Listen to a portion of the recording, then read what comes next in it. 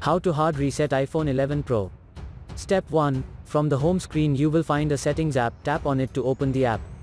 Step 2. Tap on General from the list of options. Step 3. Next, tap on Reset and then on Erase all content and settings.